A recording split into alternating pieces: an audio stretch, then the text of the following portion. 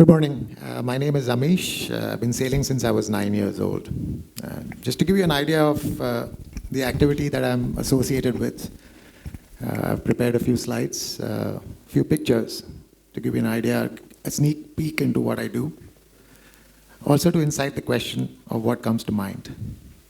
Now I know we are in the Instagram and WhatsApp stories world, so I've limited this one to 1 minute as well.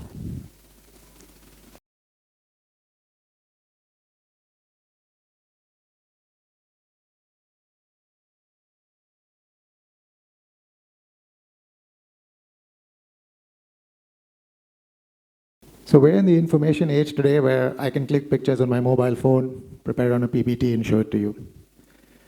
I grew up in the 80s in a lower middle class Gujarati family. And can you imagine the kind of questions they had when I told them I sail? Mind you, this is the time when the movie Jaws was newly released in India. It was fresh in everybody's mind. So when I used to tell them I sail, I got all sorts of interesting questions. Thanks to support from my family, those fears were put aside, and I was encouraged to continue with the sport. So I started sailing very early in life. There's a voluntary youth organization in Mumbai called the Sea Cadet Corps, similar to the NCC, but it's non-government, and sailing was one of the activities there. During the week, we had a very intensive program laid out for us, starting at 5:30 in the morning, starting with workouts, go to school, come back. Everything revolved around sailing. And weekends and holidays were all about sailing. Would you believe that till the age of 17, I used to get only 1 day off a year? That was on Diwali evening. Apart from that, it was all about sailing. That grueling regimented discipline and routine really helped me. And it helped me win the World Championship in the international cadet class. That's the under 17 youth class of boat. It was the most popular boat back in the day. By the time I turned 17, I was very, very clear. I have one goal in life. I want that Olympic gold. And with my disciplined routine and the background, I was very, very clear. All I needed, 1,000 hours of practice a year, 10 years' time, I'm going to be standing on the podium. Then I got a dreaded question from my parents. Bada hoke kya banega? Right? I couldn't tell them I want to be an Olympic gold medalist because back then there was no money in sport. So I really had to put a lot of thought in it. I finally figured out that the best opportunity for me to do those 1,000 hours would be to pick a profession that would give me the flexibility. So I decided to go flying. We found a sponsor on the basis of my sailing experience, decided to give me a loan sponsorship and went flying. I was very lucky that when I came back from flight school, the aviation industry was booming and I had a job. So I was 21, was making a little bit of money and had the time with that dream in my mind. I was very clear, 1,000 hours, 10 years, Olympic gold. Boy, was I wrong. The first hurdle that came to me was I realized that practice is not all that it takes. In order to practice, I needed opportunity and access. Now imagine if Sachin Tendulkar never had access to a cricketing ground. He never owned a bat, right? Or Novak Djokovic wasn't given any training on a tennis court, or he never had a racket. Would we have been able to see the kind of things that they have been able to see? No. So back then, sailing was very, very limited. The only place I could sail was if I was in the military or if I was a sea cadet. Now the sea cadets had moved on from competitive sailing onto broad basing. So my only option was to join the military. Of course, I couldn't join the military then. I had a job. I did the next best thing. So I went to the sailing club, sat outside the officer in charge's office and pleaded, please allow me to sail. I had a little bit of a background in sailing, so that helped. And of course, the answer was no. I did that for a few times and finally got fed up of me and said, okay, just go. So I bought equipment, started sailing. I said, okay, now I have opportunity. I have hours and hours of training. Olympic gold 10 years from now, ready to go. So we started training. I was also flying then, so normal day for me was Wake up at 4:35 in the morning, go fly. We used to usually opt for morning flights, finish at 10, land at the airport, take a rickshaw to Andheri station, take the train to Churchgate, take the bus to Kulaba, go sailing for 4 to 5 hours, finish up, come back the same way all the way to Powai. That was usually what my working day was. And of course, off days were morning to night sailing. I did that for quite a bit. And as we put in more and more hours of training, I saw my skill getting really better and better. And I could just see that gold. Till one day, just before the Asian Championship selection trials, I got a call from one of my friends who was sailing as well. He had moved to the US on a scholarship, was working for the Big Four. And he was also doing an Olympic campaign. And he gave me a call. That call lasted about an hour and a half. And in that hour and a half, he gave me an update on what's happening in the sailing world at the highest level, the type of boats that are being used. He also told me that the equipment that we were using was about between 5 to 10 years behind time. The type of activity or type of sport has completely changed to apparent wind sailing and fast boats. In that hour and a half, that gold almost disappeared for me. It was really, really tough. I was completely devastated. I had put in all this effort. My whole dream was getting shattered. And I really, really was just distraught. After that event, I went home for 3 days, never got out of my room, trying to figure out, what's my identity. Then I figured, you know what, so be it. Let's try and get a fast boat. I sold my car, I bought a fast boat, and boy, was that tough. All I could do was swim and not sail. I spent days and days trying to figure out how fast boats work because the concepts were a little bit different. No clue. We had friends calling me a lot of funny names because we used to capsize a lot. So I decided that, you know what, maybe I need to get help. So I called friends and family, reached out to others, started going abroad trying to get training, and found a friend who was from Ireland, took me under his wing, started sailing and learning about fast boats. I sailed for the Irish flag for a couple of events. We reached about top 50 in the world in the Olympic classes, but I knew Olympic gold seems to be very, very far away. When I came back from that event, when we did well, I realized that the time may not be enough for me, but I need to do something else because I still wanted that goal. I still wanted to do it. And I said, I'll do the next best thing is to facilitate this for the next generation or for whoever I can. So I went back to the Sea Cadets and started training younger kids to sail.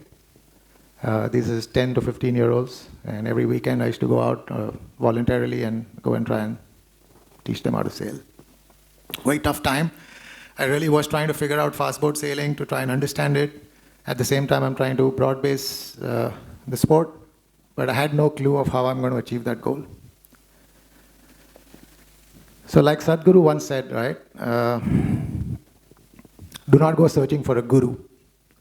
If the pain of ignorance is loud enough to become a scream, a guru will come reaching out to you. And that's what happened after 5 years of doing this. Pete Conway, who was an English national, he was a coach for Denmark, had moved to India to try and develop the Indian sailing program. And since I was one of the 2 or 3 people that knew anything about fast boat sailing, and of course I was a freebie volunteer, he invited me to come and coach. I was shocked. I said my third missing element was experience and guidance. I got it. I have opportunity, now I have hours, experience and guidance. I could see that gold becoming a reality once again. So I moved to Chennai, started working with Pete on the youth program, and in about two to 3 years, we started from being in the bottom 25% of the result sheet to the top of the podium. So in 2 years' time, on the youth, which is the under 19, we had a boys' team and a girls' team, both getting regular podium finishes. And the Eurocup series, which is a year-round series, is where we got podiums for both. So that was a great learning environment for me. We battled a lot of very interesting human behaviors, where initially we were the poor little Indians who were here for experience. You expect them to come at the back of the fleet. If they beat 1 or 2 boats, we should go and say, "Oh, well done, you got one, you should get one more next year." To suddenly seeing us as, "Oh wow, these guys can sail." And from the times when they used to come and give us top tips and encouragement, we started seeing sledging, we started seeing racial abuse, we started seeing a lot of biases come in. Obviously, we stood strong, we took on the bullying, and managed to keep our performance going. Till the time we started really getting to the podium, when everybody started seeing us as equals, and automatically everything stopped. Then came 2014, where we won the Asian Games bronze. We also got a top 10 in the Olympic classes in the under 24, which was unheard of back then in India. We had a lot of encouragement even at the highest level. In 2018, we got the silver at the Asian Games as well. But there was something still missing. I knew that we got 3 elements, the 4th one was still missing. Interesting realization. Just earlier today, we were watching the video about soul, and that is exactly what I had in 2014 when I realized that we need a learning environment that is built around society, which is built around a community of people that are focused on one objective, is to ensure performance of the central athlete. So I quit the federation and I went out on a journey to try and find this center or this community, or find a place to build this community. Took me about 3 years till I found a team of people that were looking to introduce sailing in Mumbai. And we found that to be our opportunity to build this community. So we used shipping containers in the heart of Mumbai, set up a sailing center. We built coaches, trained coaches, we trained instructors, and we also started getting people roped in. Like Rajiv sir said, right, you need the community involved. So we had parents, we had volunteers, we had schools, everybody getting involved in an excellence program. Unfortunately, a year and a half into this program, the team that had the permission ran out of favor, and the center was stopped. But we had already lit the fire. What we did was we used those people, those volunteers, those kids, to actually make makeshift pontoons in the Gateway of India, start training, and we did our briefings, our debriefings on the water. There was no facility, but we never stopped training and sailing. Then we got hit by COVID. That community actually shrunk to less than half. But we still had a few people and we continued. And I knew that by then I had a 12-year program with a clear vision on getting that Olympic gold. And as long as that community continued, we're going to hit success.